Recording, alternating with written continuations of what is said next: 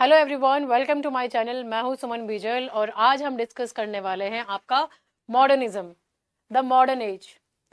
आपकी जो modern age है ये वो पीरियड था आपका जब राइटर्स सडनली रियलाइज्ड कि ये जो दुनिया है, ये जो वर्ल्ड है जिसमें वो इनहेरिट कर रहे हैं, जी रहे हैं, it no longer made sense. किसी को समझ ही नहीं आ रहा था कि आखिर ये चल क्या रहा है। पुरानी दुनिया जो उसके मॉरल से, ट्रेडिशन से, सर्टेनिटी से अब एकदम से वो टूटने लगे। जो वैल्यूज थी वो खत्म होने लगी, specially after the shock of world war 1 and world war 2। जो टेक्नोलॉजी थी, आपकी फास्ट पेस्ड मॉडर्न लाइफ आ रही थी, यहाँ पे लोग बाग उस स्पेस को मैच नहीं कर पा रहे थे। इसीलिए ऑथर्स ने एक नया लैंग्वेज, एक नया स्ट्रक्चर और एक नया इमेजिनेशन क्रिएट किया जो बहुत ही मैसी था, डेयरिंग भी था, लेकिन बहुत ब्रूटली ऑनेस्ट था। अब सच्चाई किसको अच्छी लगती है सुनने में, पर जब देखने को मिली, सुनने को मिली, तो सबको बहुत अजीब सा डिस्कम्फर्ट फील हुआ। Now this was the age where literature stopped looking outwards for stories and began looking inside. अब वो बाहर की किसी भी चीज के बारे में नहीं लिख रहे थे, जो अंदर चल रहा था, जो अंदर का इनर टर्मोइल था, साइकोलॉजिकल टॉर्चर इन डेप्थ चल रहा था, उसको इन्होंने यहाँ पे रिप्रेजेंट करना स्टार्ट किया। Deep into the human mind, memories में, फियर्स में, डर में, सबकॉन्शियस डिजायर्स वगैरह थी, सबके ऊपर इन्होंने अपने वर्क्स लिखना चालू किए। मॉडर्निस्ट राइटर्स थे वो, उन्होंने बिल्कुल ट्राई नहीं किया कि भाई कंफर्ट करे या फिर फेक अपने स्टाइल में लिख के कोई रूड बात को कोई अच्छे शब्दों में लिख के रिप्रेजेंट करे। Rather they try to reveal the hidden cracks of the civilization. एक ऐसा वर्ल्ड जो पहले तो समझ में आता था, लेकिन अब फ्रेगमेंटेड हो गया है, कंफ्यूजिंग हो गया है और अनप्रिडिक्टेबल बन चुका है। और लिटरेचर ने एग्जैक्टली यही रिफ्लेक्ट किया। तो modernist age isn't just a time period, बल्कि एक माइंडसेट था कि अगर अब दुनिया बदल गई है तो आर्ट मस्ट चेंज टू। ठीक है, तो ये जो लिटरेरी मूवमेंट था, इट रफली बिगैन इन, आपका स्टार्ट हुआ था 1890s में और ये कंटिन्यू किया जाता है 1945 तक। ये है आपका पीरियड, इसको आपको ध्यान में रखना है, 1945 तक। उसके बाद आपका पोस्ट वर्ल्ड वॉर 2 में चला जाएगा, सॉरी पोस्ट मॉडर्निज्म में जाएगा, बाकी कह रहा। तो मॉडर्निज्म एक बड़ा कल्चरल शिफ्ट था जो 1890s से शुरू हुआ और वर्ल्ड वॉर 2 के थोड़े बाद तक चला। ये पीरियड विक्टोरियन स्टेबिलिटी और रोमांटिक इमेजिनेशन से बहुत अलग था। दुनिया, the world itself was changing faster than ever. जो राइटर्स थे, कौन से राइटर्स, जैसे जेम्स जॉयस हो गए हैं, टी.एस. एलियट हो गए हैं, आपके वर्जीनिया वुल्फ हो गई हैं, फ्रांस काफ्का, एजरा पाउंड, इस पीरियड के सेंट्रल वॉइसेस बने। 1890s आपका जो पीरियड है ये आपका अर्ली एक्सपेरिमेंट वाला पीरियड कहना जाता है, जहाँ पे हेनरी जेम्स, जोसेफ कॉनराड, इन्होंने अपने वर्क्स को रिप्रेजेंट किया। इन्होंने काम किया साइकोलॉजिकल कॉम्प्लेक्सिटी के ऊपर। 1922 में पब्लिश हुआ आपका जेम्स जॉयस का ओलिसिस और आपका टी.एस. एलियट का वेस्टलैंड, जो आपका पूरा मॉडर्निस्ट का ब्रेक थ्रू कंसिडर किया जाता है। It was a break from Victorian moralism, romantic idealism and traditional forms. Victorian literature बहुत मॉरलिस्टिक था, ऑर्डर के ऊपर फूल कर रहा था, रूल्स के ऊपर, और सोशली रिस्पॉन्सिबल था। रोमांटिसिज्म इमेजिनेशन, नेचर और स्ट्रॉन्ग इमोशंस पे बेस्ड था। तो मॉडर्निस्ट ने दोनों को रिजेक्ट कर दिया, बिकॉज कहानियां अब सेफ या टाइडी नहीं लग रही थी, साफ सुथरी नहीं थी, दुनिया मैसी हो गई थी और फ्रेगमेंटेड हो गई थी। इसीलिए उन्होंने डेलिबरेटली पुराने रूल्स को तोड़ा, एक नया नरेटिव, नया ग्रामर और अपने जो क्रोनोलॉजी है, इन सबको डिस्टर्ब किया और एक अपना नया फॉर्म यहाँ पे रिप्रेजेंट किया। जैसे विक्टोरियन में अगर आप वर्क्स में देखोगे, चार्ल्स डिकेंस के कैसे वर्क्स थे, मॉरल क्लैरिटी के ऊपर थे।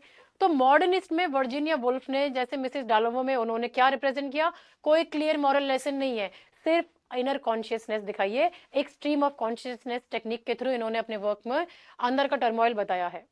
रोमांटिक जैसा कि वर्ड्सवर्थ हो गए, फोकस कर रहे थे नेचर और कंफर्ट के ऊपर। मॉडर्निस्ट में टी.एस. एलियट ने फोकस किया सिटी के ऊपर, सिटी के डीके के ऊपर, जैसे कि उन्होंने वेस्टलैंड में दिखाया यहाँ पे आपका। Now they emphasize is fragmentation, experimentation, inner consciousness, ambiguity and alienation.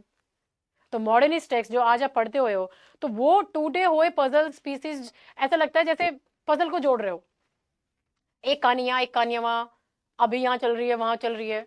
तो ये जो टेक्निक होती है, ये आपकी नॉन लीनियर स्टोरीज होती है, अनरिलायबल नरेटर्स होते हैं, टाइम बार बार शिफ्ट होता रहता है, कभी आज में बात कर रहे हो, कभी फ्यूचर में, कभी पास्ट में, मल्टीपल वॉइसेस के थ्रू बताया जाता है। तो उनका फोकस आउटर वर्ल्ड नहीं है, बल्कि आपके अंदर का माइंड है, your inner mind, thoughts, dreams, confusion, trauma. Characters हमेशा आपके, ज्यादातर आप देखोगे कि बहुत अलियनेटेड फील करते हैं, कनेक्ट नहीं कर पाते हैं। सोसाइटी से डिस्कनेक्टेड है, मीनिंगलेसनेस है, आइडेंटिटी क्राइसिस होता है उनको। तो जैसे कि स्ट्रीम ऑफ कॉन्शियसनेस, जैसे कि वर्जीनिया वर्जीनिया वुल्फ ने टू द लाइट हाउस में बताया है, जेम्स जॉयस ने ओलिसिस में बताया है। फ्रेगमेंटेशन की बात करूँ तो टीएस एलियट का द वेस्टलैंड परफेक्ट एग्जांपल है, जहाँ पे मल्टीपल वॉइसेस है, लैंग्वेज आपकी ऐसी यूज की गई है और ब्रोकन इमेजेस है। एलिनेशन का बात करोगे तो फ्रेंड्स काफ्का का मेटामॉर्फोसिस आ जाएगा। ठीक है, मोटो में बात करूं, मेक इट न्यू, ये आपका मोटो था, एजरा पाउंड का इमेजिस्ट मूवमेंट से एसोसिएट किया जाता है। अब एजरा पाउंड का ये स्लोगन मॉडर्निज्म का हार्ट बीट बन गया। मेक इट न्यू मतलब ओल्ड फॉर्म्स को तोड़ के नया आर्ट बनाओ, मतलब grammar, structure, theme, style, everything should feel fresh, shockingly different, एकदम इनोवेटिव, मतलब कि अपना पूरा वार्डरोब चेंज करके एक नया वार्डरोब लेकर आ जाओ। तो इस मोटो ने राइटर्स को फियरलेस एक्सपेरिमेंटेशन करने का लाइसेंस दे दिया। जैसे कि ओलिसिस में आप देखोगे नोवेल की फॉर्म ही रिडिफाइन कर दी उन्होंने। एलियट ने पोएट्री में क्लासिकल रेफरेंसेस और मॉडर्न डिके को एक ही पोएम में कंबाइन करके मेंशन किया है। ठीक है, हिस्टोरिकल बैकग्राउंड समझो आप यहाँ पे। तो वर्ल्ड वॉर वन में आपका हुआ क्या था, देखो यहाँ पे जब ये स्टार्ट हुआ था आपका, तो वर्ल्ड वॉर वन एक क्या था, कल्चरल अर्थक्वेक मान लो आप, जहाँ पे मिलियंस वर डेड, मशीन किलिंग ह्यूमंस बन गए थे।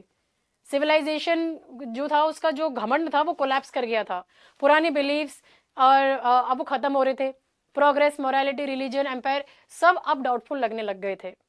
तो राइटर्स को लगा कि ओल्ड वर्ल्ड अब हमारी नई रियलिटी के साथ में अब फिट नहीं बैठ रहा है।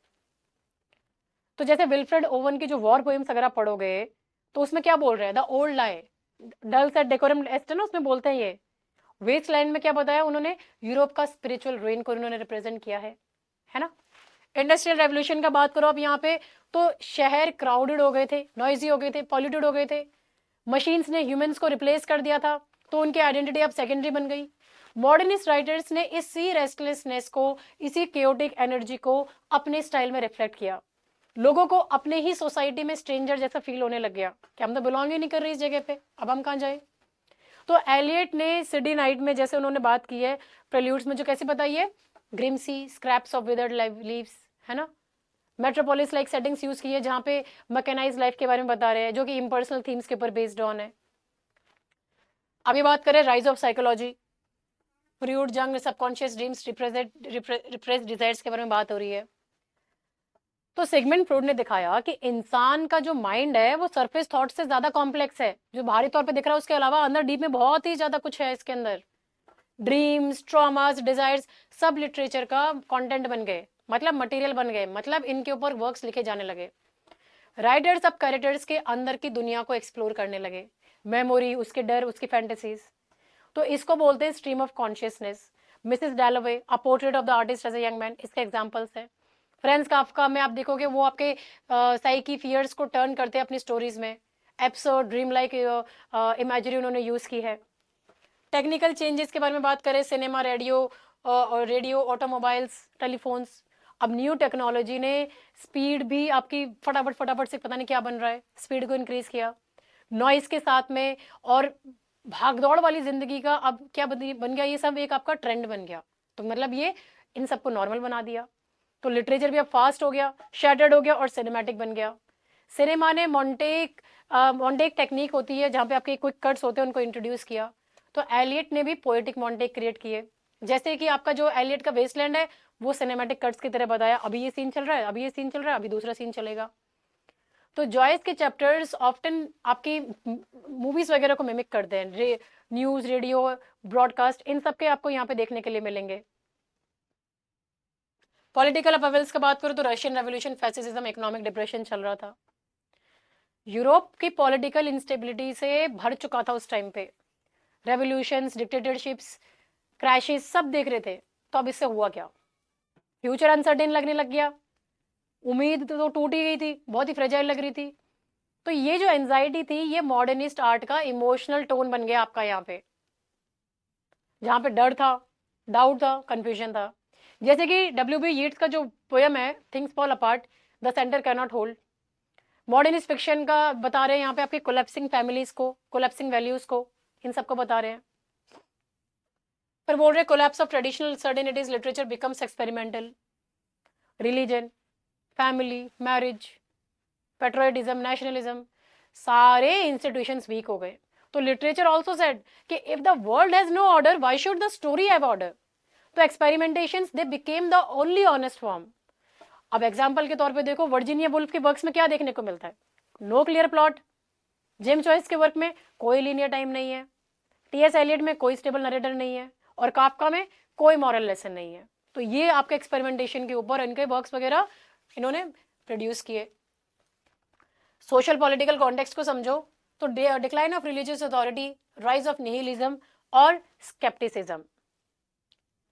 तो मॉडर्न पीरियड में लोगों ने रियलाइज किया कि ट्रेडिशनल रिलीजन उन्हें दर्द, ट्रॉमा और मॉडर्न रियलिटी का जवाब नहीं दे सकता है।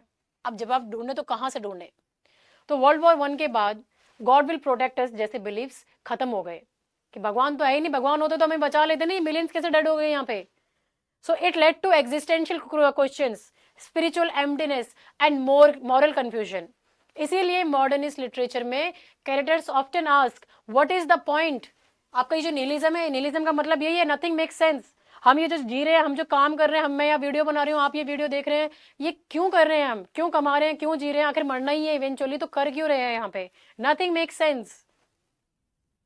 जैसे आपके टीएस एलियट के वेस्टलैंड में स्पिरिचुअल ड्राउट हो जाता है, यहाँ पे काफका के जो कैरेक्टर्स है वहां पे कोई उनको डिवाइन हेल्प नहीं मिलती है, सिर्फ और सिर्फ एब्सोल्यूटली आपको देखने के लिए मिलेगी।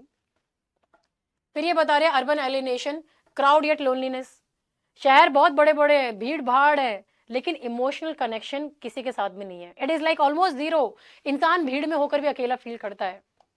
So the loneliness and disconnection became modernist literature का सेंट्रल मोड। जैसे एलियट प्रिल्यूड्स में बताते हैं सिटी है और वो क्या रिप्रेजेंट कर रही है? डल और मैकेनिकल और सोललेस चीज को रिप्रेजेंट कर रही है। मिसेस डालोवे जो लंदन में वॉक कर रही है, बाहरी तौर पे तो बहुत ही नॉइज वगैरह है, लेकिन अंदर खालीपन महसूस होता है।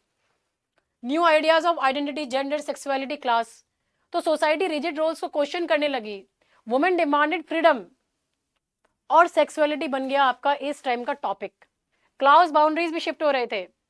तो मॉडर्न लिटरेचर ने अलाउ किया था कैरेक्टर्स को एक्सप्लोर करने के लिए आइडेंटिटी को विदाउट एनी शेम या कोई फिक्स सोसाइटल रोल्स के हिसाब से। जैसे कि वर्जीनिया वुल्फ में, ऑरलैंडो में अगर आप देखोगे तो जेंडर फ्लूइडिटी के ऊपर बेस्ड ऑन है। जेम्स जॉयस के कैरेक्टर सेक्सुअल ऑनेस्टी और आपके जो टैबू वाले टॉपिक्स थे उनको एक्सप्लोर कर रहे हैं। Breaking away from conventional morality, Victorian era, moral discipline, respectability, purity और रिस्ट्रेंट जैसे जो वैल्यूज थी सब कोलैप्स हो गए। राइटर्स ओपनली लिख रहे थे अब किसके बारे में? अपनी डिजायर के बारे में, अडल्ट्री के बारे में, मेंटल हेल्थ, सेक्सुअलिटी, ट्रॉमा। जो पहले टैबू टॉपिक्स थे अब वो ट्रेंड बन गए। जैसे डीएच लॉरेंस के नॉवेल्स में आप देखोगे बहुत ही इंटेंस ह्यूमन पैशन है, मदर सन के बीच में आपका रिलेशनशिप बताया गया है। टैबू टॉपिक्स है बट बताया, बात की है। जेम्स जॉयस का ओलिसिस में देखोगे इनर डिजायर्स विदाउट सेंसरशिप के बारे में बात हो रही है यहाँ पे। Influence of existentialism, meaninglessness of modern life. Existentialism ने कहा कि लाइफ कोई फिक्स्ड मीनिंग नहीं होती है, इंसान का खुद मीनिंग क्रिएट करता है। इसीलिए मॉडर्निस्ट कैरेक्टर्स कंफ्यूज्ड होते हैं, अनसर्टेन होते हैं और स्पिरिचुअली लॉस्ट देखने को मिलेंगे आपको। जैसे कि मेटामॉर्फोसिस में आइडेंटिटी क्राइसिस देखने को मिलता है। वेटिंग फॉर गोडोड आपका लेट मॉडर्निस्ट है, लेकिन पर्पसलेस वेटिंग है यहाँ पे आपकी। Rapid change in society, literature mirrors fragmentation. Words, machine, cinema, migration, speed, सब इतना फास्ट चेंज हो रहा था कि लोग मेंटली प्रोसेस ही नहीं कर पा रहे थे। इसीलिए मॉडर्निस्ट लिटरेचर भी फ्रेगमेंटेड, टूटा फूटा और नॉन लिनियर बन गया, बिल्कुल सोसाइटी की तरह। वेस्टलैंड में ब्रोकन इमेजेस है, ओलिसिस में शिफ्टिंग स्टाइल्स है हर चैप्टर में। ठीक है, कैरेक्टर्स का बात करो यहाँ पे, fragmentation of narrative and structure. Modernist text pieces में बनते हैं जहाँ पे जैक्ट सीन्स है, अब्रप्ट कट्स है, कोई स्मूथ ट्रांजिशंस नहीं है। मतलब बीच में डायलॉग के बीच में खत्म हो जाएगा डायलॉग, पता ही नहीं पड़ेगा। तो ये डेलिब्रेटेड फ्रेगमेंटेशन है क्योंकि ये दुनिया की ब्रोकननेस को रिफ्लेक्ट कर रहा है। ठीक है, जैसे वेस्टलैंड में पैचेस है वॉइसेस कल्चर्स को लेके। विलियम फॉकनर का आपका डिसजॉइंटेड टाइमलाइंस दिखाते हैं अपने वर्क में। Stream of consciousness style, narration बिल्कुल ह्यूमन माइंड जैसा फ्लो करता है, कभी आपके थॉट्स में जंप कर रहा है, कभी मेमोरीज में, कभी सेंसेशंस में। प्लॉट से ज्यादा माइंड का मूवमेंट इंपॉर्टेंट होता है यहाँ पे। जैसे वर्जीनिया वुल्फ का मिसेस डालोवे हो गया, जेम्स जॉयस का ओलिसिस हो गया है आपका यहाँ पे। Non linear story telling, stories time का सीक्वेंस फॉलो नहीं करती यहाँ पे। फ्लैशबैक है, मेमोरी है, फ्यूचर है, प्रेजेंट है, सब घचपच हो रहा है, मिक्स हो रहा है। तो टाइम क्या है? साइकोलॉजिकल है ना। कोई कैलेंडर बेस्ड नहीं है आपका यहाँ पे कि अब जनवरी है तो फरवरी आएगा, वो जनवरी के बाद में सितंबर भी ला सकते हैं, सितंबर के बाद में दिसंबर ला सकते हैं, दिसंबर से पहले कहीं से भी कुछ भी स्टार्ट हो सकता है आपका यहाँ पे। सिंबोलिज्म एंड मिथिक मेथड का बात करो तो डायरेक्ट स्टोरी की बजाय मॉडर्निस्ट मिथ, सिंबोलिज्म और आर्किटाइप्स यूज करके डीपर मीनिंग को कन्वे करते थे। एलियट कहते थे कि एंशियंट मिथ्स का कैन स्ट्रक्चर मॉडर्न केओस। जैसे कि आपका जो वेस्टलैंड है किसके ऊपर बेस्ड ऑन था, वेस्टलैंड आपका किसके ऊपर है, ये बेस्ड ऑन ग्रेल मिथ के ऊपर बेस्ड ऑन है आपका, है कि नहीं है। जेम्स जॉयस का ओलिसिस किसके ऊपर बेस्ड ऑन है, होमर का ओडिसी के ऊपर बेस्ड ऑन है। Loss of faith, despair, alienation. Modern character spiritually lost थे, सोशली कट ऑफ थे और इमोशनली हॉलो लगते थे। ये मोड मॉडर्निस्ट टोन का बैकबोन बन गया। एलियट का द हॉलो मैन हो गया, काफका का ग्रेगोर हो गया, ये रिप्रेजेंट कर रहे हैं टोटल आइसोलेशन को। फिर इन्होंने फोकस किया अपने इनर रियलिटी के ऊपर। प्लॉट सेकेंडरी हो जाता है यहाँ पे, माइंड, मेमोरी, ड्रीम्स, ये सब परसेप्शन आपका रियल स्टोरी बन जाता है। मॉडर्निस्ट का मानना था कि जो हमारा अंदर की दुनिया है, अंदर का वर्ल्ड है, ये आपका ज्यादा ट्रुथ को कैरी करता है rather than your outer events. जैसे वर्जीनिया वुल्फ के कैरेक्टर्स का इनर मोनोलॉग वो सेंट्रल होता है उनके वर्क्स में। जेम्स जॉयस का हर रोज के जो इवेंट्स होते हैं वो कॉम्प्लेक्स इनर कॉन्शियसनेस के साथ में रिप्रेजेंट किए गए हैं। Ambiguous open ended meanings. Modernist text clear जवाब नहीं देता है, रीडर को खुद मीनिंग फाइंड करना होता है। एंडिंग हमेशा आपके अनरिजर्व्ड होती है या सिंबॉलिक होती है या कंफ्यूजिंग होती है। आपकी मर्जी है आपको क्या मतलब निकालना, वो आपके ऊपर डिपेंड करता है। जैसे वेस्टलैंड में भी कोई फाइनल होप या सर्टिनिटी नहीं दिखाई है ना। तो ये क्या रिप्रेजेंट कर रहा है, एक एग्जिस्टेंशियल साइलेंस को रिप्रेजेंट कर रहा है यहाँ पे। Rejection of Victorian timidity, experimental language, modernist grammar, vocabulary सब रीइन्वेंट किया उन्होंने। बोल्ड थी, शॉकिंग थी और एक न्यू लैंग्वेज यूज होती है, इसीलिए उनकी राइटिंग कभी आपको डिफिकल्ट लग सकती है और लेकिन रेवोल्यूशनरी है। जैसे जेम्स जॉयस का जो मल्टी लैंग्वेज स्टाइल है ना, और रिपीटेशन वाला आपका जो बेस डिसरप्शन होता है, इनको आप देख सकते हो यहाँ पे, ठीक है। अब डोमिनेंट आइडियाज का बात करो कि इसमें क्या डोमिनेंट आइडियाज, तो सबसे पहले आपका फ्रूड साइकोलॉजी आ जाता है यहाँ पे। अब सिगमंड फ्रूड ने दिखाया कि इंसान का माइंड, हमारा जो माइंड है, हमारा जो ये दिमाग है, ये सिर्फ और सिर्फ हमारे कॉन्शियस थॉट्स नहीं है ना, इसका सेट नहीं है। हमारे अंदर बहुत सारी दबी हुई सप्रेस डिजायर्स हैं, हमारे डर हैं, हमारे ट्रॉमाज हैं, हमारे सपने हैं, जो इन सब का पूरा एक हमारे पास हमारे अंदर अंडरवर्ल्ड होता है। तो मॉडर्निस्ट राइटर्स ने प्लॉट से ज्यादा माइंड के हिडन मूवमेंट्स को एक्सप्लोर किया। स्ट्रीम ऑफ कॉन्शियसनेस भी इसी थ्योरी का रिजल्ट था। कैरेक्टर्स अब परफेक्ट नहीं है बल्कि फ्लॉड है, कॉन्फ्लिक्टेड है और साइकोलॉजिकली कॉम्प्लेक्स दिखते हैं यहाँ पे। जैसे जेम्स जॉयस के ओलिसिस में मॉली ब्लूम का मोनोलॉग पूरे सबकॉन्शियस को फ्लो करता है यहाँ पे, है ना, आपका एकदम प्योर फ्लो में चल रहा है वो, जहाँ पे मेमोरीज देखने को मिलेंगी, डिजायर्स देखने को मिलेंगे, फैंटेसीज, सब एक ही स्ट्रीम में आपको देखने के लिए मिलेगा। वर्जीनिया वुल्फ की मिसेस डालोवे में भी आपको सेम कुछ देखने के मिलेगा। सेप्टिमस का ट्रॉमा, हेलुसिनेशंस और रिप्रेस फियर्स, ये सब के सब आपके प्योर फ्रॉयडियन इमेजरी में अनफोल्ड होते हैं। नीच का निहिलिज्म, मतलब कि गॉड इज डेड, अब भगवान मर गया है, हमने उसे मार दिया है, तो इसका मतलब क्या है, मॉडर्न वर्ल्ड में traditional moral systems, religion and absolute truths collapse हो चुके थे। मॉडर्निस्ट लिटरेचर में कैरेक्टर्स मीनिंग के बिना जीते एम्प्टीनेस, एमलेसनेस, स्पिरिचुअल वैक्यूम के साथ में जी रहे थे। Nothing made sense for them. T S Eliot के वेस्टलैंड में पूरा पोएम स्पिरिचुअल ड्राइनेस और मॉरल कोलैप्स के ऊपर आपका एक आर्टिस्टिक सिंबल कह लो, वो है आपका यहाँ पे। फ्रांज काफ्का का द ट्रायल हो गया, जहाँ पे कोई भगवान नहीं है, कोई क्लियर अथॉरिटी नहीं है, कोई मॉरल सेंटर नहीं है, सिर्फ एब्सर्डिटी और कंफ्यूजन है यहाँ पे। एग्जिस्टेंशियलिज्म का बात करें तो जॉन पॉल सार्त्रे और सोरेन कीरगार्ड का फिलोसॉफी है ये। एग्जिस्टेंशियलिज्म कहता है कि लाइफ का कोई प्री डिसाइडेड मीनिंग नहीं होता है, इंसान खुद अपनी मीनिंग को बनाता है और उसे बनाना पड़ता है। मॉडर्निस्ट कैरेक्टर्स इसी स्ट्रगल में होते हैं। Who am I, what is the point, ये फिलोसॉफी वॉर के बाद और भी ज्यादा गहरी हो गई। सोसाइटी की जो फाउंडेशंस थी सब कोलैप्स हो चुकी थी, खत्म हो चुकी थी। जैसे अर्नेस्ट हेमिंगवे का जो वर्क है a clean well lighted place, यहाँ पे कैरेक्टर्स की लोनलीनेस में एग्जिस्टेंस का मीनिंग वो सर्च करते हैं। सैमुअल बेकेट की वेटिंग फॉर गोडो में जहाँ पे एंडलेस वेटिंग होती है, तो ये सिंबलाइज कर रहा है मीनिंगलेसनेस, है ना, ऑफ लाइफ। रियलिटी आपकी सब्जेक्टिव हो गई है यहाँ पे आपका, और ट्रुथ कैसा है, फ्रेगमेंटेड है। मॉडर्निस्ट का मानना था कि कोई सिंगल ट्रुथ नहीं होता है, हर इंसान, हर पर्सन अपनी रियलिटी, अपना खुद का वर्जन बनाता है।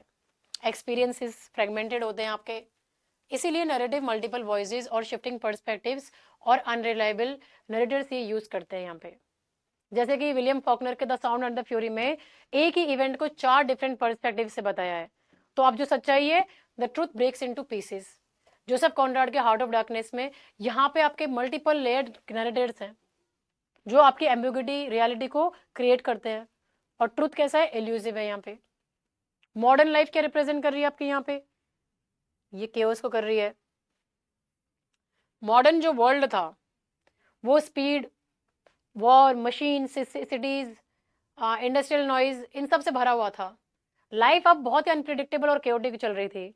मॉडर्निस्ट राइटर्स ने सोचा कि अगर हम दुनिया को तोड़ देते हैं और आर्ट को भी तोड़ देते हैं और एक्सपेरिमेंटल करते हैं तो फिर क्या होता है।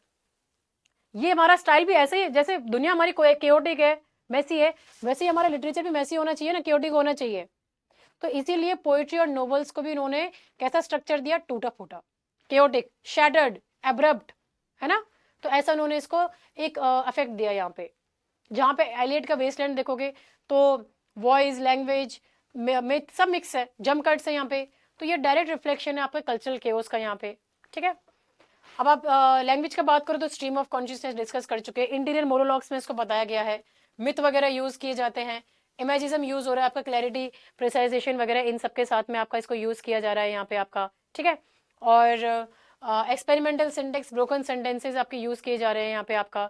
तो देखो मॉडर्निस्ट को ऐसा लगा कि स्टैंडर्ड ग्रामर रियल माइंड की सच्चाई को कैप्चर नहीं करती है, इसीलिए उन्होंने पंचुएशन इन सब से ब्रेक लिया, इनकम्प्लीट लाइन्स लिखी, स्पेलिंग्स को भी उल्टा टूटा फूटा लिखा, है ना।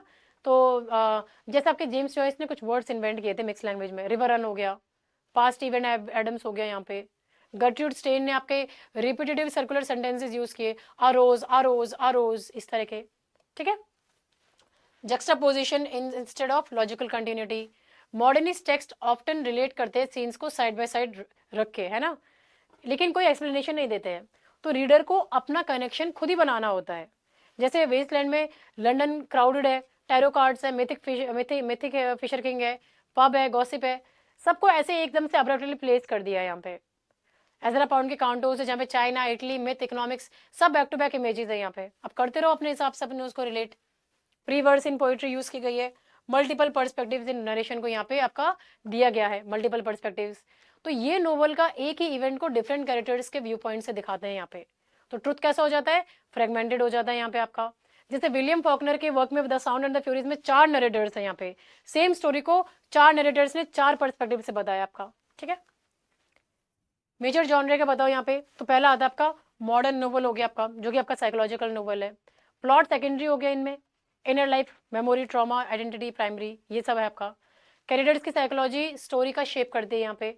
मिसेस डालावे हो गया, portrait of the artist as a young man हो गया। फ्री वर्ड्स मॉडर्न पोइट्री का हो गया, तो राइम और मीटर से फ्रीडम, न्यू म्यूजिकल पैटर्न्स यहाँ पे आपके निकाले गए। और जैसे टी.एस. एलियट का ले लो, एजरा पाउंड का ले लो, वॉलेस स्टीवंस का पोइट्री ले लो, इसका एग्जांपल है आपका। स्ट्रीम ऑफ कॉन्शियसनेस फिक्शन हो गया, जॉयस का उलिसिस, वुल्फ का to the lighthouse. Whole novel mind का फ्लो की तरह यहाँ पे आपको अनफोल्ड होती है, कोई ट्रेडिशनल प्लॉट लाइन यहाँ पे नहीं बताई गई है। ड्रामेटिक मोनोलॉग का रिवाइव किया गया। ब्राउनिंग के फॉर्म को मॉडर्निस्ट ने न्यू साइकोलॉजिकल डेप्थ दी। अब स्पीकर कैसा है, अनरिलायबल या फ्रेगमेंटेड हो सकता है, जैसे टी.एस. एलियट का प्रोफ्रॉक हो गया, एजरा पाउंड का ड्रामेटिक वॉइस हो गया आपका काउंटोज में, है ना। एब्सर्ड ड्रामा फाउंडेशंस, तो ये इन्होंने फाउंडेशन फाउंड किया आपका। फुली पोस्ट मॉडर्न पीरियड में ये आपका फ्लरिश जब किया था यहाँ पे, लेकिन मॉडर्निज्म ने एग्जिस्टेंशियल एम्प्टीनेस और मीनिंगलेसनेस को इंट्रोड्यूस किया, जो बाद में आपके बैकवर्ड और आयरस्को ने यूज किया, इसको बेस बनाया यहाँ पे। जैसे फ्रेंड्स काफ्का के एब्सर्ड सिचुएशंस हो गई हैं, ठीक है, तो ये आपके मॉडर्निस्ट फिलोसॉफी पे बेस्ड ऑन है। सिंबलिस्ट एंड इमेजिस्ट पोइट्री। सिंबलिज्म क्या होता है, छुपे हुए मीनिंग्स। इमेजिज्म क्या हो गया है, क्लैरिटी और शार्प विजुअल्स। तो मॉडर्निज्म ने मतलब ज्यादातर इनको ब्लेंड किया है यहाँ पे। जैसे टी.एस. एलियट अपने सिंबलिज्म को यूज करते हैं, एजरा पाउंड या फिर एच.डी. हो गए हैं जो आपके इमेजिज्म से रिलेटेड है यहाँ पे। मॉडर्निस्ट एसेज एंड क्रिटिसिज्म, ये एरा क्रिटिसिज्म को भी गोल्डन एज था यहाँ पे। राइटर्स अपनी क्राफ्ट पर एसेज लिख रहे थे, नई थ्योरीज डेवलप कर रहे थे। जैसे टी.एस. एलियट ने, कौन सा आपका वर्क था, टी.एस. एलियट का tradition and the individual talent हो गया। वर्जीनिया वुल्फ का अ रूम ऑफ वंस ओन हो गया है यहाँ पे, है ना। एजरा पाउंड का क्रिटिकल एसेज उनके इमेजिज्म और पोइट्री के ऊपर यहाँ पे, ठीक है। मेन राइटर्स आपके यहाँ पे T S. Eliot, W B. Yeats, Ezra Pound, W H. Auden, इन सबको देखोगे तो टी.एस. एलियट आपके टी.एस. एलियट आपके मॉडर्निज्म के पोएटिक आर्किटेक्ट मानो इनको आप। इन्होंने पोइट्री को क्लासिकल मिथ्स और मॉडर्न डिके का बहुत ही शॉकिंग फ्यूजन में इन्होंने ट्रांसफॉर्म किया। उनके पोएम्स फ्रेगमेंटेड है ना, ये रिफ्लेक्ट कर रहे हैं स्पिरिचुअल एम्प्टीनेस को और आपके केओस को मॉडर्न एज के साथ में। यहाँ पे वेस्टलैंड हो गया, प्रोफ्रॉक हो गया, ये सब इनके वर्क्स है फेमस।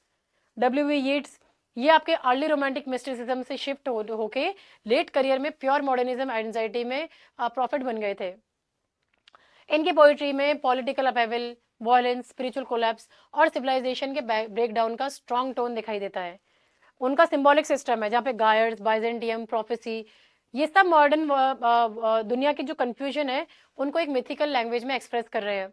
जैसे इनका बहुत ही फेमस वर्क है the second coming, things fall apart, ये मॉडर्न एपोकलिप्स को बता रहा है। सेलिंग टू बाइजेंटियम हो गया जो आपका एस्केप दिखा रहा है डिके इनटू इटर्नल आर्ट को लेके। यहाँ पे एजरा पाउंड का बात करो तो ये पाउंड आपके मॉडर्निज्म का स्टाइलिस्टिक इनोवेटर था, है ना, एजरा पाउंड यहाँ पे। अब इन्होंने क्या किया था, एजरा पाउंड ने इमेजिज्म को और इकोनॉमिक लैंग्वेज को एक नया आवाज दी थी। इन्होंने बोला था make it new, philosophy develop की इन्होंने। और इनकी जो पोइट्री थी वो प्रिसिशन, क्लैरिटी और कल्चरल कोलाज पे बेस्ड ऑन थी। मल्टीपल सिविलाइजेशंस को दिखा रहे थे ये, है ना। तो एक फ्रेम आ रहा था वहाँ पे। तो एजरा पाउंड ने एलियट को एडिट भी किया, जेम्स जॉयस को प्रमोट किया and he shape the entire movement, Ezra pound, ठीक है। तो इनका कौन सा वर्क है, काउंटोस हो गया जो बेस्ड ऑन आपके हिस्टोरिकल और मिथिक कॉलाज के ऊपर यहाँ पे, ठीक है। अब डब्ल्यू.एच. ऑर्डन का नाम आ जाता है आपका। अब डब्ल्यू.एच. ऑर्डन का आप जब भी नाम लेंगे यहाँ पे तो आपको एक चीज समझनी है कि ऑर्डन 1930s में मॉडर्निज्म के सोशल वॉइस बनकर आया। पॉलिटिक्स, वॉर, लोनलीनेस और मॉरल क्राइसिस की थीम्स को इन्होंने एक्सप्लोर किया। उनका टोन एलियट से ज्यादा कन्वर्सेशनल था पर इक्वली फिलोसॉफिकल भी था। मॉडर्न एंजाइटीज को एक बहुत ही समझने वाली इजी और एक्सेसिबल लैंग्वेज में इन्होंने एक्सप्रेस किया। नाउ ही ब्रिजेस मॉडर्निज्म और पोस्ट वॉर पोएट्री को। इनके फेमस वर्क है सितंबर 1, 1939 जो एंजाइटी के ऊपर बेस्ड ऑन है। म्यूजिक डेब्यू आर्ट्स जो आपकी ह्यूमन सफरिंग और इंडिफरेंस के ऊपर बेस्ड ऑन है, ठीक है। नोवेल्स में बात करो तो जेम्स जॉयस का नाम आ जाता है यहाँ पे आपका। ये सारे आपके मेन राइटर्स हैं। ड्रामा में सैमुअल बेकेट का आ जाता है आपका नाम यहाँ पे आपका, ठीक है। इनको आप यहाँ पे देख लो यहाँ पे आप। Alright, D.H.. लॉरेंस का अगर आप बात करो तो लॉरेंस की जो लॉरेंस ने जो आपकी ह्यूमन रिलेशनशिप्स को दिखाया बहुत ही रॉ, साइकोलॉजिकल और सेक्सुअल ऑनेस्टी के साथ में दिखाया। विक्टोरियन रिस्ट्रेंट के एकदम अपोजिट में इनका वर्क था। इनका फोकस था माइंड, बॉडी और नेचर के डीप कनेक्शन के ऊपर। ये एक्सप्लोर कर रहे थे डिजायर को, कॉन्फ्लिक्ट को और आपकी सच्चाई को। इनका मानना था कि industrial society killed human instinct, जैसे इनका सन्स एंड लवर्स है, वुमन इन लव है जो बेस्ड ऑन एक आपके इंटेंस साइकोलॉजिकल कॉन्फ्लिक्ट और डिजायर के ऊपर, ठीक है। कॉनराड का बात करो, कॉनराड के नोवेल्स मॉरल एम्बिग्विटी और कॉलोनियल एक्सप्लॉयटेशन को एक्सप्लोर कर रहे हैं। मॉडर्निज्म का फाउंडेशनल टोन है यहाँ पे। उनकी स्टोरीज अनरिलायबल नरेशन और लेयर्ड स्टोरी टेलिंग से भरी हुई होती है जो फोर्स करती है अपने रीडर्स को क्वेश्चन करने के लिए। तो कॉनराड ने वेस्टर्न सिविलाइजेशन को एक मॉरल मास्क का जो पहन रखा था उसने उसको एक्सपोज किया।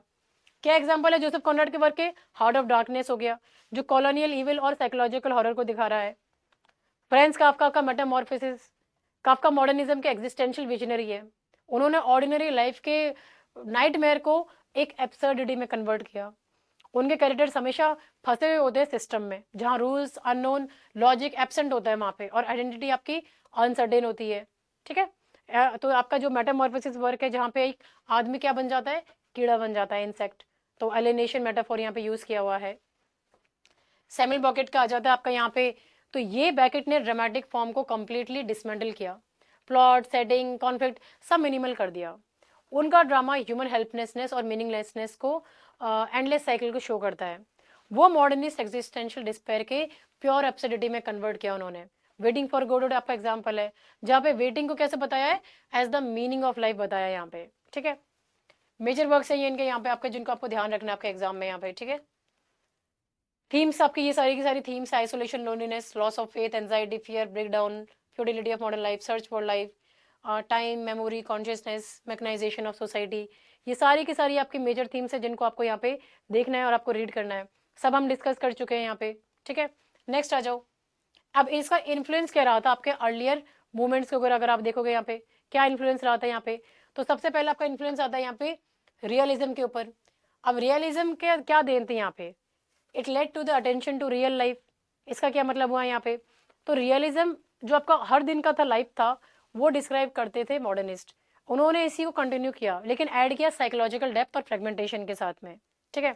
फिर आता है आपका रोमांटिसिज्म, इंटीरियरिटी और इमोशंस, इन्होंने आपका रिजेक्ट किया लेकिन ट्रांसफॉर्म किया। मतलब क्या है इसका, तो रोमांटिक्स क्या है, आपके अंदर के इमोशन को यहाँ पे they were very fond of inner emotions, modernist ने यूज तो किया लेकिन उस स्वीटनेस को रिमूव कर दिया और जो रॉ फियर और एग्जिस्टेंशियल कंफ्यूजन था उसको एक्सप्लोर किया। जैसे वर्ड्सवर्थ की पोइट्री पीसफुल थी, वुल्फ की कैसी है, पेनफुल मेमोरी है यहाँ पे। सिंबॉलिज्म का बात करो इमेजरी और सजेस्टिव नेट को लेके, तो जो सिंबॉलिस्ट पोइट्स थे, क्या नाम है सिंबॉलिस्ट पोइट्स का, बॉडलेयर हो गए, वर्लिन हो गए, इनकी जो हेजी लेड इमेजरी थी मॉडर्निस्ट ने अडॉप्ट किया वो स्टाइल को, स्पेशली एलियट ने। जैसे वेस्टलैंड में सिंबॉलिक कोलाज दे रखा है यहाँ पे। विक्टोरियन मॉरलिज्म का बात करो यहाँ पे, तो विक्टोरियंस का मानना था कि लिटरेचर को आपको मॉरलिटी सिखानी चाहिए, मॉडर्निस्ट ने इसको कंप्लीटली तोड़ दिया यहाँ पे। Art must show truth not preach, जैसे डीएच लॉरेंस ने ओपनली सेक्सुअल पैशन के ऊपर लिखा है, जेम्स जॉयस अपने फॉरबिडन थॉट्स को एक्सप्लोर कर रहे हैं यहाँ पे। इम्प्रेशनिज्म, कॉनराड के बारे में बात करो यहाँ पे, कॉनराड, फॉर्ड मैडॉक्स फोर्ड जैसे राइटर्स ने दिखाया कि कैसे रियलिटी डिपेंड करती है आपके पर्सपेक्टिव पे, आपके नजरिए पे, आपके व्यू पॉइंट पे। मॉडर्निस्ट ने अडॉप्ट किया इसी बात को कि ट्रूथ आपका कोई फिक्स्ड नहीं है, सिर्फ परसीव किया जा सकता है। तो हार्ट ऑफ डार्कनेस के लेयर्ड नरेटर्स इसका एग्जांपल है यहाँ पे आपका, ठीक है। How this movement influence later periods, pave the way for modernism. तो मॉडर्न पोस्ट मॉडर्निज्म जो है ये मॉडर्निज्म का एक्सट्रीम वर्जन है, और भी फ्रेगमेंटेड, प्लेफुल और सेल्फ अवेयर मीनिंगलेसनेस। मॉडर्निज्म ने फाउंडेशन दी broken structure, irony, fluid truth को लेके, तो जैसे जेम्स जॉयस का पिंचॉन हो गया, टीएस एलियट का बार्थ हो गया। It led to absurd drama, तो एग्जिस्टेंशियल डिस्पेयर मॉडर्निज्म में था, बैकेट ने उसको एब्सर्डिटी में एक्सट्रीम तक पुश किया, कोई प्लॉट नहीं, कोई जवाब नहीं, कोई वेटिंग नहीं।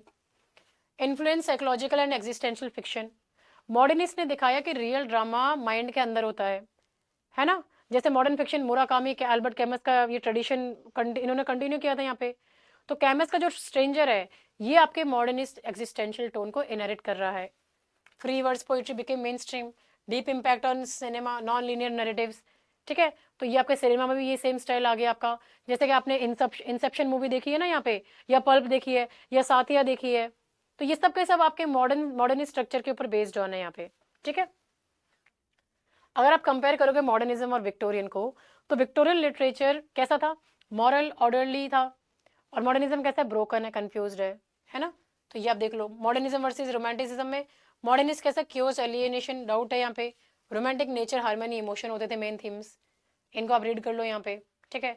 ये फेमस कोट्स है, इनको आप रीड कर लेंगे एक एक बार, पीडीएफ आपके ऐप में अवेलेबल है यहाँ पे, ठीक है। और इसका अब इम्पैक्ट क्या रहा आपके लैंग्वेज, लिटरेचर और कल्चर के ऊपर, मेन इम्पैक्ट क्या रहा था आपका यहाँ पे आपका, तो देखो मेन इम्पैक्ट में आप देखोगे कि it redefined the novel completely. Modernism ने नोवेल को बिल्कुल नई आइडेंटिटी दे दी, प्लॉट बेस्ड स्टोरी टेलिंग से शिफ्ट होकर अब माइंड बेस्ड स्टोरी टेलिंग बन गई थी। Traditional novels society, family, events को फोकस करते थे, modernist novel characters, inner confusion और अपने टूटे फूटे थॉट्स, फियर्स को इन्होंने सेंटर बना दिया, ठीक है। कैसे, लीनियर प्लॉट को तोड़ दिया, मल्टीपल व्यू पॉइंट्स को ला दिया और साइकोलॉजिकल डेप्थ पे फोकस किया, है ना। तो यहाँ पे आप वर्जीनिया वुल्फ को टू द लाइट हाउस दे दो, ओलिसिस का एग्जांपल दे दो। फिर इन्होंने इंट्रोड्यूस किया साइकोलॉजिकल डेप्थ इन लिटरेचर को लेके। तो मॉडर्निज्म ने क्या बनाया, लिटरेचर को एक मिरर बनाया ह्यूमन माइंड का। सिगमंड फ्रॉइड की साइकोलॉजी ने आपके उसके जब वो पॉपुलर हुई थी उसके बाद राइटर्स ने सबकॉन्शियस डिजायर्स, ट्रॉमा को सीरियसली एक्सप्लोर करना चालू कर दिया। कैरेक्टर्स अब सोशली प्रॉपर नहीं बल्कि मेंटली कॉम्प्लिकेटेड हो गए थे। कैसे, थॉट्स, मेमोरीज, ड्रीम को नैरेटिव बना दिया। कैरेक्टर्स का इमोशनल अंडरवर्ल्ड रिवील हो रहा था, ट्रॉमा, गिल्ट ओपनली डिस्कस किए जा रहे थे यहाँ पे। Revolutionise poetry, myths, symbols, free words. तो पोइट्री विक्टोरियन कैसी होती थी, विक्टोरियन एरा में सॉफ्ट लिरिसिज्म थी, अब ये वहां से निकलकर बहुत ही सिंबोलिज्म से भर गई है ना, और फिलोसॉफिकल फ्रेगमेंटेशन में ट्रांसफॉर्म हो गई है। तो पोएट्स ने एंशियंट मिथ्स को मॉडर्न वर्ल्ड के केओस को एक्सप्लेन करने में टूल बनाया। जैसे जो आपकी राइम स्कीम थी उसको तोड़ दिया, अब क्या लिया उसकी जगह, फ्री वर्ड्स को ले लिया। मिथिक स्टोरीज को स्ट्रक्चर बनाया और सिंबल रिच इमेजेस को दिखाया आपके एब्स्ट्रैक्ट इमोशंस को यहाँ पे मेंशन करने के लिए। जैसे एलियट का वेस्टलैंड है जो ग्रिल मिथ और लंदन डिके के बारे में बात कर रहा है। एजरा पाउंड का इमेजिज्म है, पेटल्स ऑन वेट ब्लैक बो, ये प्योर सिंबॉलिक है आपका यहाँ पे, ठीक है। इन्होंने शिफ्ट किया लिटरेचर को एक्सटर्नल सोसाइटी से इंटरनल कॉन्शियसनेस तक, ठीक है। Broke away from traditional story telling. तो अब ये कैसे किया इन्होंने, कोई फिक्स बिगिनिंग नहीं थी, कोई मिडल नहीं था, एंड नहीं था। फ्लैशबैक, शिफ्ट, रैंडम एसोसिएशंस में बात कर रहे थे। नरेटर कैसे थे, अब अनरिलायबल हो गए। एक्सपेरिमेंटल सिंटेक्स थे, फ्रेगमेंटेड स्ट्रक्चर था। यहाँ पे एग्जांपल किसका दे दोगे, विलियम फॉकनर का the sound and the fury का दे दोगे, है ना। काफका का मेटामॉर्फोसिस दे दोगे आप यहाँ पे। तो एक चीज आपको समझनी है बस यहाँ पे कि मॉडर्निज्म ने लिटरेचर को पूरा चेंज कर दिया by making the mind the real story language and the experiment. पूरा शिफ्ट माइंड के ऊपर कर दिया, हमारे अंदर के अंदर, हमारे अंदर की सोच के ऊपर कर दिया। तो ये आपका जो आर्ट ये रिप्रेजेंट किया है, ये क्या कर रहा था, इट मिरर द केओस को लेके यहाँ पे, ठीक है। फोकस एरियाज है, इनको आप रीड कर लेंगे, यहाँ पे रिवाइज कर लेंगे, सारा पीडीएफ में अवेलेबल है, ठीक है। ये आपका पीरियड कौन सा कहलाया जाता है, मॉडर्निज्म 1890 से 1945 तक, cause by world war 1 disillusionment, fragmentation, alienation, chaos main आपके यहाँ पे स्टाइल है। स्ट्रीम ऑफ कॉन्शियसनेस आपका हॉलमार्क है। सिंबोलिज्म, मिथ्स, फ्री वर्स इसका मेन टेक्निक है यहाँ पे। मेन राइटर्स आपके James Joyce, Virginia Woolf, T S. Eliot, Ezra Pound, Franz Kafka है। They break free from Victorian tradition, focus on inner mind, psychological reality, make it new, experimentation style हो गया था, and it led foundation for the post modernism. अब question solve करो। Make it new is associated with, किसके साथ associate किया जाता है, एजरा पाउंड के साथ में एसोसिएट किया जाता है आपका यहाँ पे। एजरा पाउंड इमेजिज्म से भी रिलेटेड था, ये आपको ध्यान में रखना है। इन्होंने आपका इमेजिज्म लॉन्च किया और टी.एस. एलियट को एडिट भी किया था। Modernism was largely a reaction to world war 1 का रिएक्शन था ये यहाँ पे आपका। वर्ल्ड वॉर 1 ने पूरी दुनिया को मॉरली स्पिरिचुअली खत्म कर दिया था, मिलियंस वर डेड। तो मॉडर्निस्ट इस वॉर ट्रॉमा को डायरेक्टली एक आर्टिस्टिक रिस्पॉन्स था। Stream of consciousness is used by, किसने यूज किया यहाँ पे आपका, तो वुल्फ और जेम्स जॉयस का आप नाम ले देंगे यहाँ पे, इन दोनों का मेन स्टाइल था यहाँ पे। The wasteland was published in 1922 में पब्लिश की गई थी। The centre can not hold appears in, ये आपका द सेकंड कमिंग में आपको देखने के लिए मिल जाता है, the centre can not hold, ठीक है। तो ये यीट्स का पोयम है यहाँ पे। मॉडर्न केओस को प्रॉफिटिंग विजन दे दिया इन्होंने यहाँ पे आपका। थिंग्स फॉल अपार्ट वाला आपका लाइन यहीं पे, ये इसी के आगे। की फीचर ऑफ मॉडर्निज्म इज, क्या की फीचर है आपका मॉडर्निज्म का यहाँ पे आपका, तो ये है आपका सबसे बढ़िया फ्रेगमेंटेड नैरेटिव है ये यहाँ पे आपका, टूटे फूटे स्टाइल में बताया गया है। Technique of mythical method was defined by, किसने डिफाइन की थी आपके मिथिकल मेथड जो यहाँ पे यूज किया गया है, आपके टी.एस. एलियट का यहाँ पे नाम आ जाता है यहाँ पे मिथिकल मेथड। इसका मतलब क्या है, मतलब एंशिएंट मिथ्स को मॉडर्न केओस को ऑर्गेनाइज करने का स्ट्रक्चर के तौर पे यूज करना। जैसे जेम्स जॉयस का ओडिसीज हो गया, उन्होंने ओडिसी का स्ट्रक्चर फॉलो किया है। टी.एस. एलियट का वेस्टलैंड हो गया, उन्होंने ग्रेल मिथ को फॉलो किया है, ठीक है। ओलिसीज इज रिटन बाय, किसने लिखी है, जेम्स जॉयस ने लिखी है आपकी ओलिसीज यहाँ पे आपका, ठीक है। 1922 का वर्क है आपका, 18 चैप्टर्स है और हर एक चैप्टर में डिफरेंट स्टाइल और एक नया एक्सपेरिमेंट देखने के लिए मिलेगा। स्ट्रीम ऑफ कॉन्शियसनेस आपका वर्क है यहाँ पे। Which writer explore psychological depth and sexuality, कौन आपका ये सेक्सुअलिटी के ऊपर नाम लेता है, तो ऐसे बोल्ड टॉपिक्स में आपका डी.एच. लॉरेंस ने यहाँ पे इस वर्क को एक्सप्लोर किया है। इन्होंने डिजायर, सेक्सुअलिटी, इमोशनल कॉन्फ्लिक्ट और इंस्टिंक्ट को बोल्डली एक्सप्लोर किया है यहाँ पे, ठीक है। सन्स एंड लवर्स का एग्जाम्पल दे सकते हो, वुमेन इन लव का एग्जांपल दे सकते हो, लेडी शैटरलीज लवर्स का एग्जांपल दे सकते हो। सब साइकोलॉजिकल और सेक्सुअल ऑनेस्टी के लैंडमार्क टेक्स्ट है। मॉडर्निज्म एम्फसाइजेज, किस चीज़ के ऊपर एम्फसाइज कर रहा है मॉडर्निज्म आपका यहाँ पे, तो ये एम्फसाइज करता है आपके एक्सपेरिमेंटेशन और इनर साइकिक को। तो ट्रेडिशनल स्ट्रक्चर को रिजेक्ट किया, लैंग्वेज को इन्वेंट किया, इनर कॉन्शियसनेस को सेंट्रल बनाया। स्टोरीज अब इवेंट्स नहीं बल्कि आपके माइंड की जर्नी बन गई थी, ठीक है। तो ये सारी चीज़ें आपको ध्यान में रखनी है और ये है आपका मॉडर्निज्म वाला topic which we have covered right now. कोई टॉपिक है, कोई डाउट है तो feel free to contact me. App download नहीं की है तो ऐप डाउनलोड कर लो, अदरवाइज वेबसाइट को विजिट करो, ठीक है। And you can follow me on Telegram for the latest updates और you can contact me on WhatsApp as well. ये वीडियो आपको पसंद आया है तो लाइक करो, शेयर करो, सब्सक्राइब करो and I will see you in my next video. Thank you, have a nice day.